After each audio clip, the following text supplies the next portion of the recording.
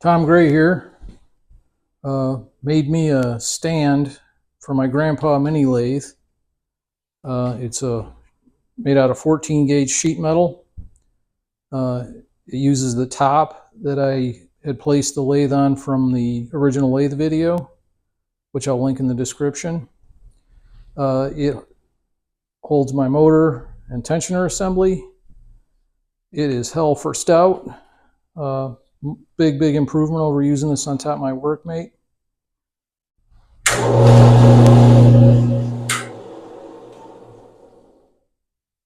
I'll show you how I made it. Okay, before we get going, just a few details. The width is 24 inches, the depth of the feet is 22 inches, and the width of the top is 12 inches. It's all 14 gauge except for the top, which is 3/16, and the shelf, which is a piece of 3/4 ply. The pads on the feet are 1/8 inch. The lathe itself occupies almost the whole top surface, but I can still easily reach up and grab my tensioner assembly to do my belt speed changes or just to stow the motor. To get started, I made a cardboard mock-up of 50% one side and the front, keeping in mind that it's basically symmetrical side to side and a little asymmetrical front to back. So I made it out of this, which is just double thick corrugated cardboard. There's kind of the front view, kind of the side view, and this is the front. So we'll be standing here when operating the lathe, and since the motor hangs off the back, the stand is going to be really back heavy, so I skewed the rear legs out a couple inches compared to the front. You can kind of see it's a little bit asymmetrical, kind of a letter A shape there. Step one, I cut my pattern apart, my model apart, and I'm laying the side pattern on a piece of 14 gauge. I bought this from Online Metals. They had a deal going where they would ship anything 3 feet or less for $10.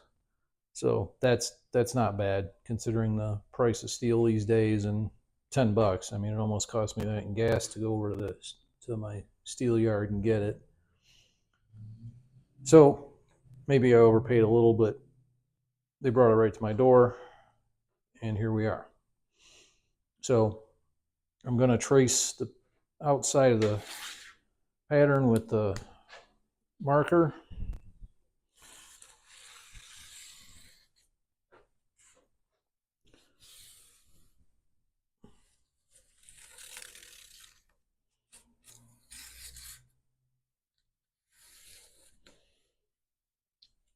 Now also, I offset the bottom by 1 inch because I want a 1 inch flange on the bottom of the legs to fold under to make foot pads.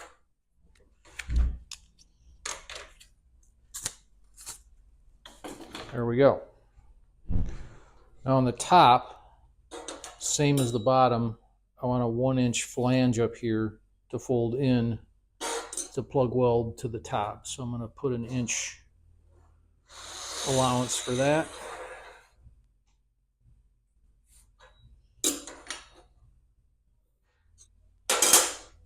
There we have it. To cut this out, lots of ways to do it.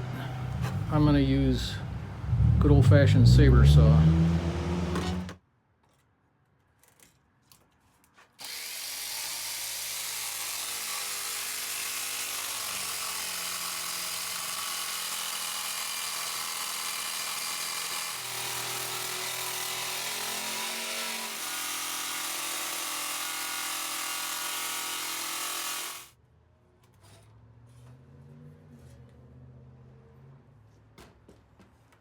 Here we are with both side panels cut out. I laid them on top of each other. There's 2 of them here. But they're not quite identical. So I drilled 4 holes in them. I'm going to screw them together with a couple little number 6 screws, and then take a angle grinder and just true them up so they're identical.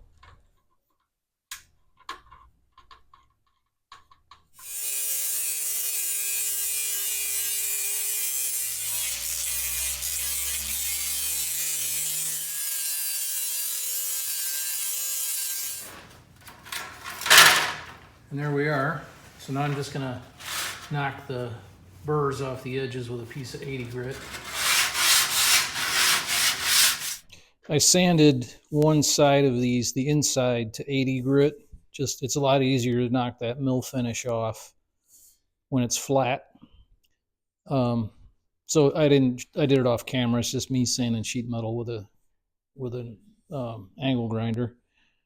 The other side has still got the mill finish on it. Now I'm going to bend the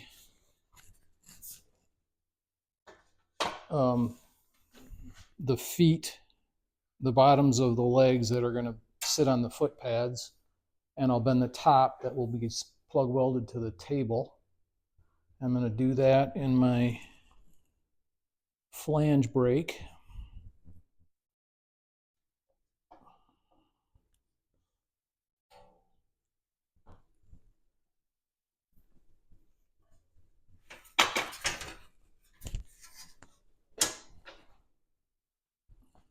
Nice little feet.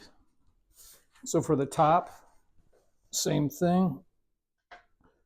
I did a video on making this thing. I'll link it in the description.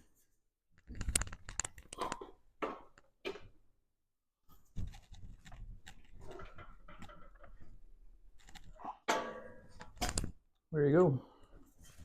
The front and back, I'm going to cut out the top of the panel, and then I'm going to form it to the curves, tack weld it, and then cut the bottoms out.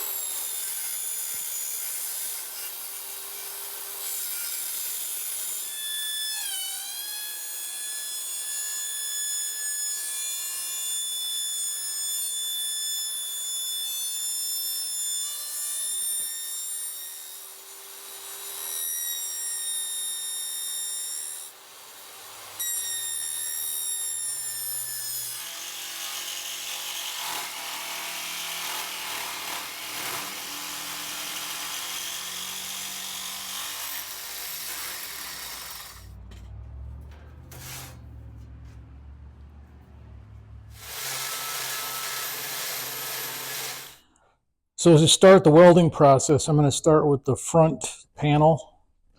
And what I've done here is I've arranged it on the weld table upside down so that I can get the front corners aligned just righteous.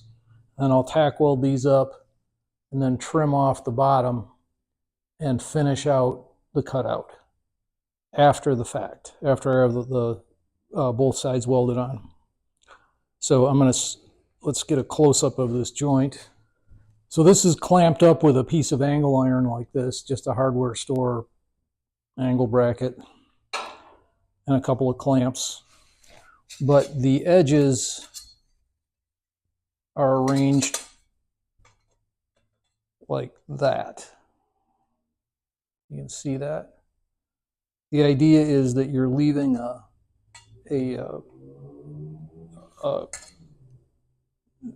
place for the weld to go, where the two panels are arranged so they're not overlapping, you know, like that or like that. They're like that. So you can see the edges of both. That way you get equal penetration on each side of the weld, and you don't have to grind as much. And if you get good penetration, you won't have to grind as much on the inside. So I'm going to tack it from the inside for now, and then I'll come back later and finish weld the outside.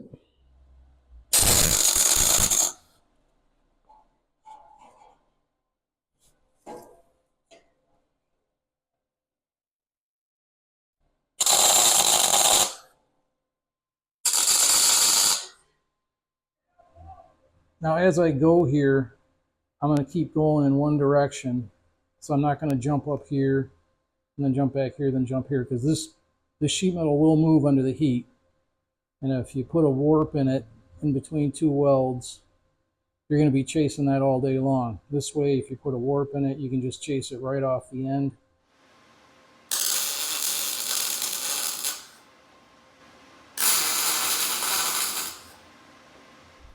So here we are, all tacked up.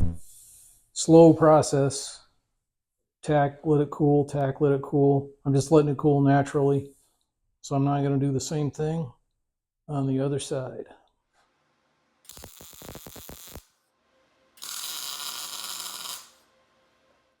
So here we are with the front weld, tack welded on. Sorry for the handheld shot, but hard to get around it any other way. You can see about every inch on both sides on the inside. Okay, next step, you can see the side opening and the front opening are not quite the same. So I'm gonna finish out the front opening and I'm gonna finish out the bottom opening to get this front all cut and down to size, make this thing easier to manage. And then I'll finish weld these outer seams on the front before I put the back on.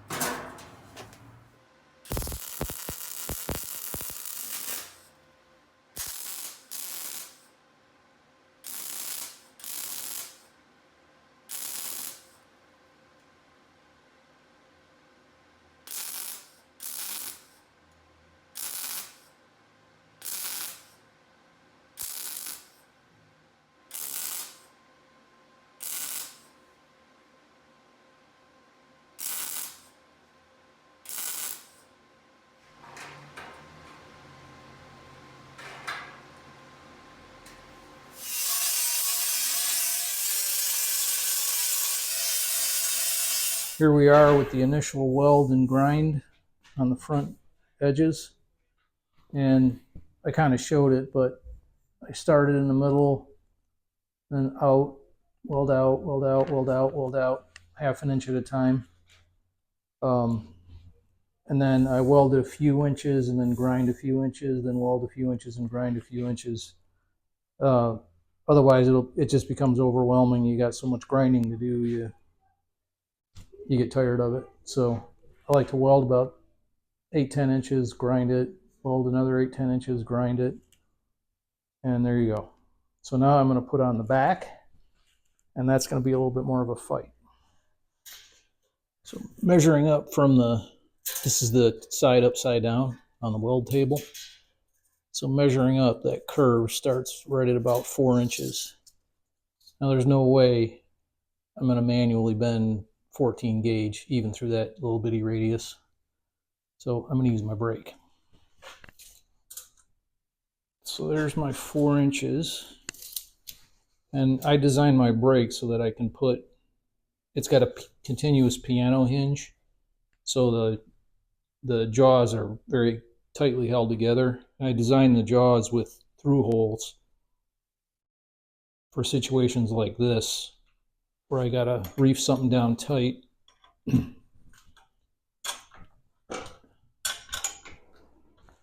Okay, here goes nothing. Just need a little bit of a deflection, and I'll slide the piece out, give it a little bit more deflection, slide it out, give it a little bit more deflection.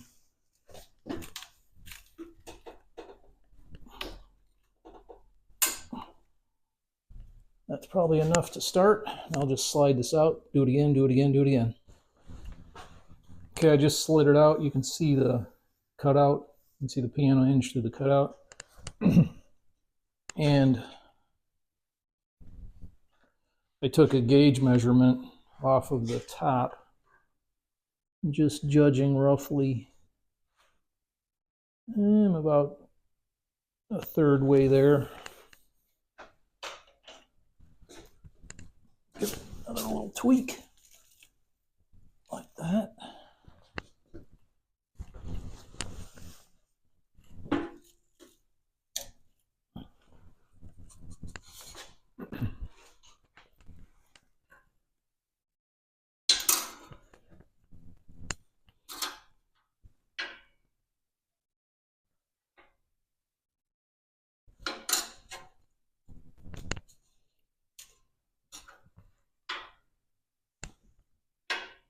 A little bit overbent, but that's fine. We can work with that. You can see right here, it's a little overbent, but that's fine because I can pull this back in with clamps as I weld it.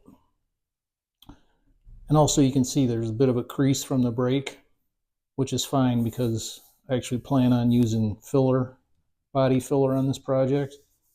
So that'll easily fill up with a skim coat. Here's a view from the inside. I got it suspended with a couple of clamps. And I've got the corners,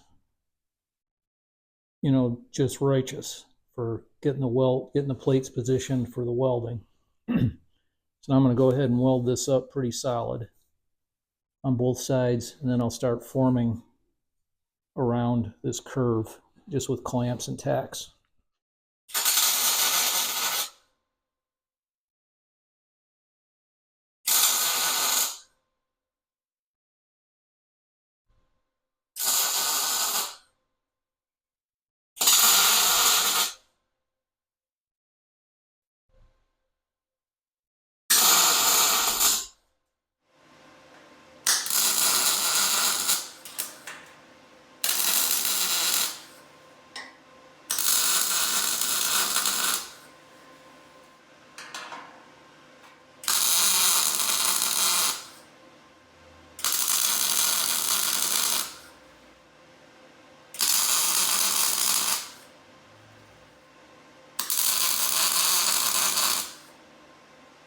Extreme close-up here. So it's time to start forming the front panel around the bend in the leg. So I clamped on a piece of 1/8 inch strap, and I'm slowly gonna clamp it, weld it, slide the strap up, reclamp it, weld it, slide the strap up, reclamp it, weld it.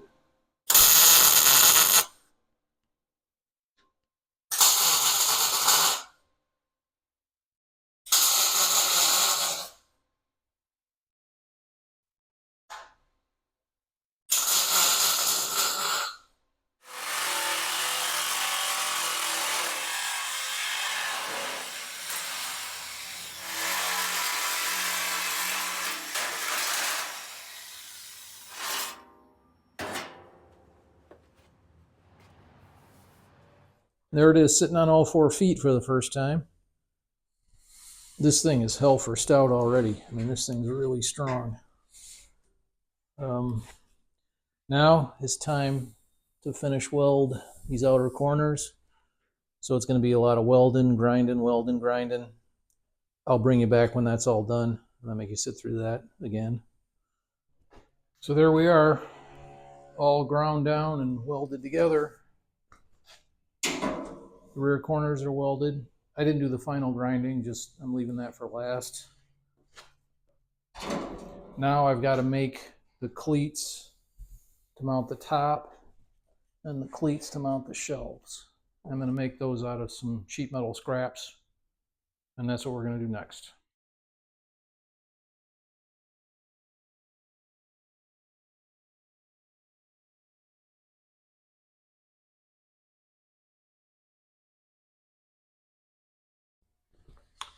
For the top and shelf cleats, I took a bunch of the 14 gauge offcuts, cut them to width, cut them to length, and I drilled them for either plug welds or screw holes, depending on which application.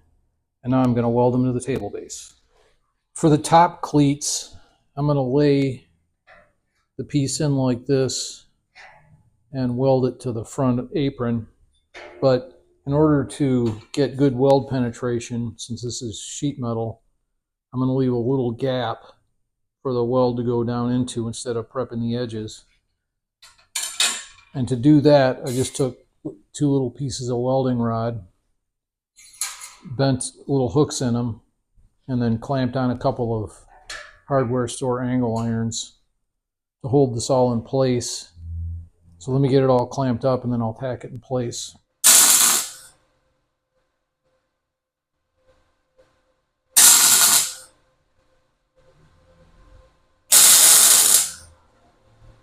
Okay, that's nice and straight. And I'll tack in the cleats for the back of the top and then the shelf down below. Here's the front and back cleats for the shelf. And now for the side cleats, I'm going to lay in a piece like this. I'm going to create this little joggle bend on my joggle tool.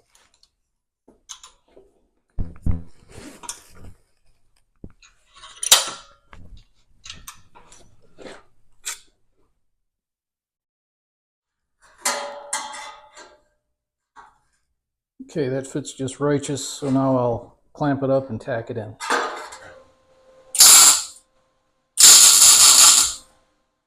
Another handheld shot here. It's the only way I can get it in frame. So I stitch welded the top of the flanges, or the cleats, and I stitch welded the shelf cleats. Now it's a bunch of grinding and sanding. There's the cleats, the welds for the cleats all ground off. Now the next step is I'm going to attach little pads on the feet, and these are just 1/8 inch, 3.5 inch squares with a hole for a leveling foot. And then I'm going to attach the top, which was the top that I made in the original lathe video. Just an 1/8 inch, or sorry, 3/16 thick piece of steel.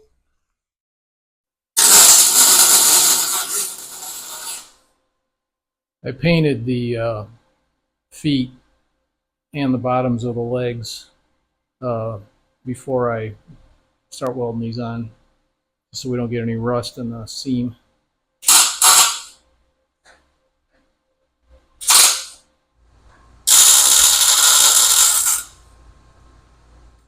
All in one piece.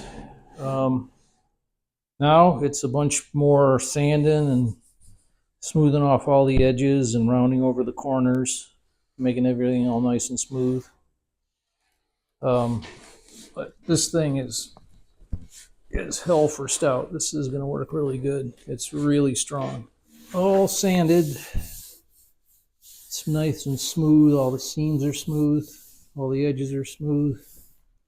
This came out better than I thought, so a little change of plans.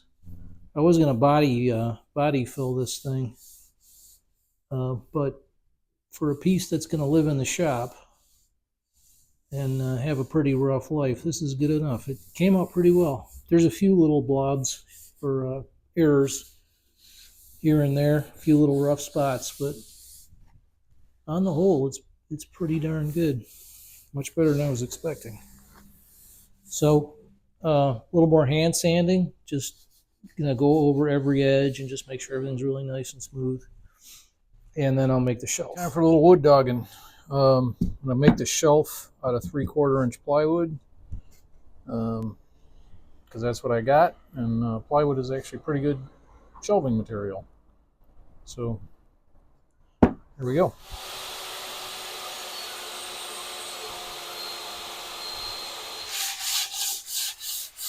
Because of our tapered design here, we're going to load the shelf from the bottom.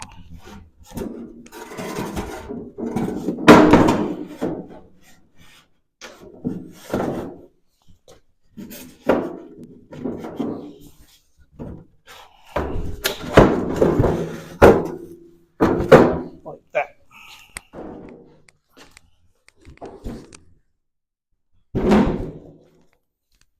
Next, we need a switch to turn the lathe on and off. So I'm going to put a little toggle switch out the side here. The lathe overhangs this end of the table, so there's a nice little location for a switch right about there. I'm just using a little 15 amp toggle switch, and I'll wire it out the back.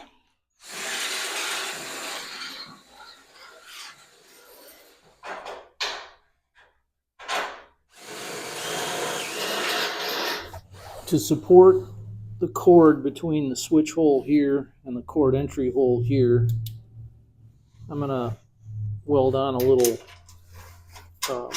number 10 stud so that I can put a P-clip there and support the cord so it doesn't droop down.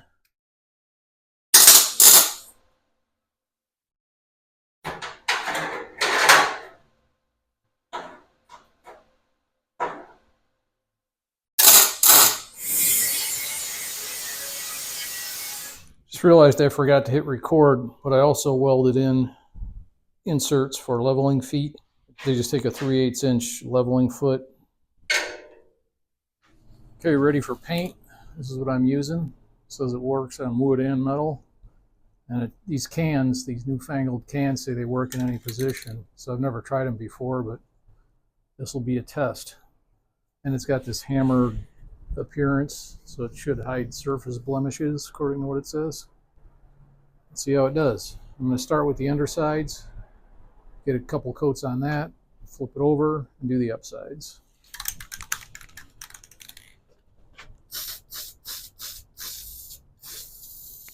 I installed the leveling feet, and now I'm going to attach the shelf. I finagled the shelf back in, and now I'm going to attach it with some number 10 by 5/8 self-tapping screws. So there it is in the upright state with the shelf installed.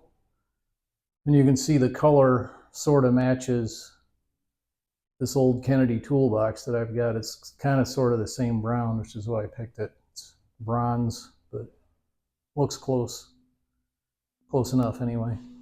First is the tensioner and motor mount assembly,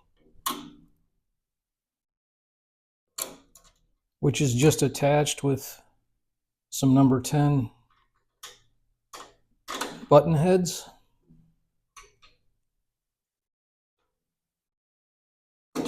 Now for the lathe.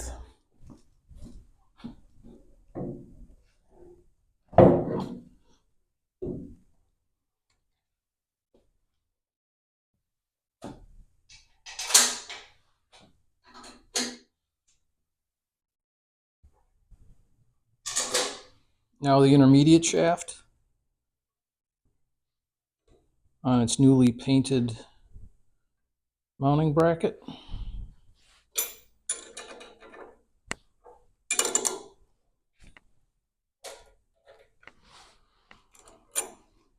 Okay, let me explain what's going on with this rat's nest of wiring here. So this is the switch box on the motor. And what I'm going to do is I'm going to wire from the plug neutral, so negative, neutral, whatever you want to call it, directly to the motor.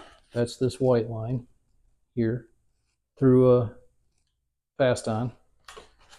And on the positive side, or the plus, the power, whatever you want to call it, I'm going to go through another fast on out to the switch on the front of the stand, switch 1. So that's mounted on the side of the stand. And then that is going to be wired to switch 2, which is on the motor. So this is switch 2, and the switch on the stand is switch 1. So when I plug it in, here's the plug.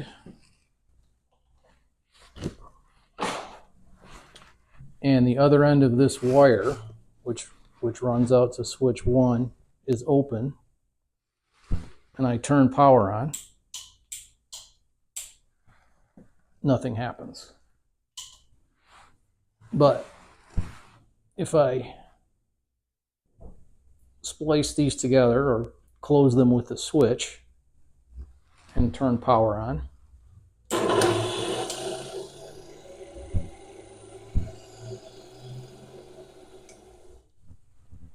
voila, we have motor power. So this is going to run through the stand up to the switch on the side, and the switch is just going to close these two together. Zzz, zzz, zzz.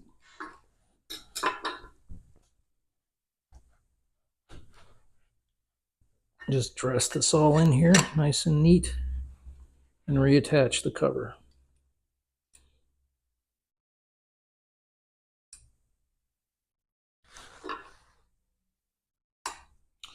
And now the motor.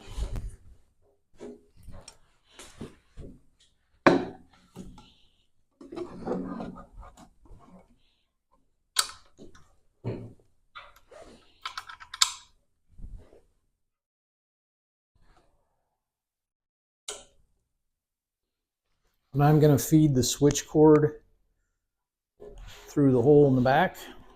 I'm going to install one of these strain reliefs at the aperture in the back here.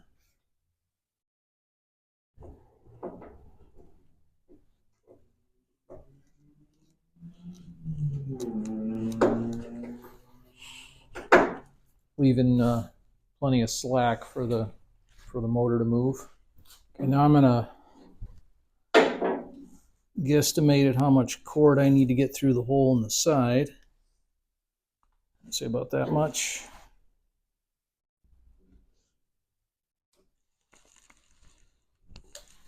I'm going to strip the outer insulation back, the outer jacketing, just with a utility knife.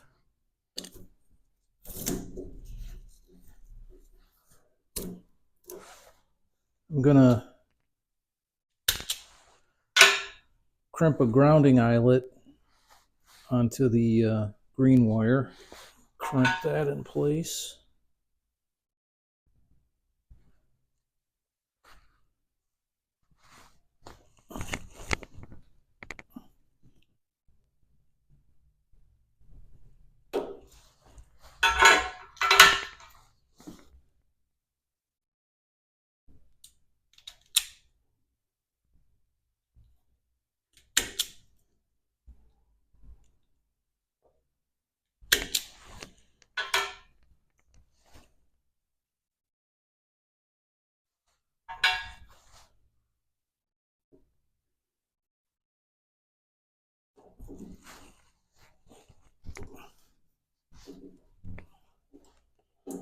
I slid a piece of heat shrink over the end of the insulation of the cutback jacket.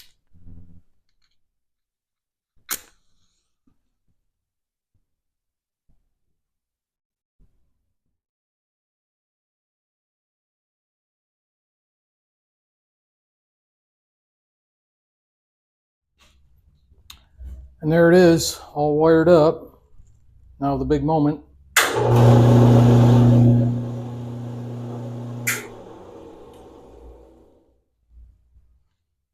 Righteous. Okay, well, let's turn something. So here's a little piece of steel.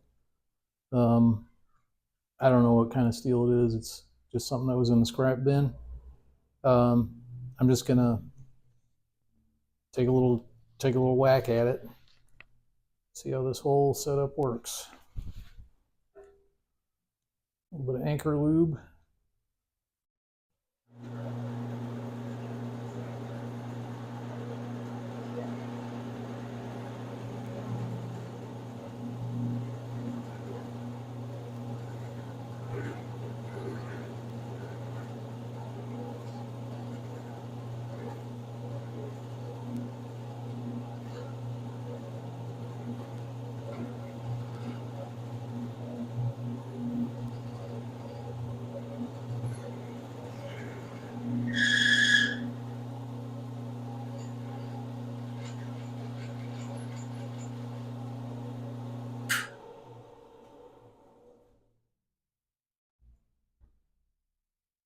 Not bad.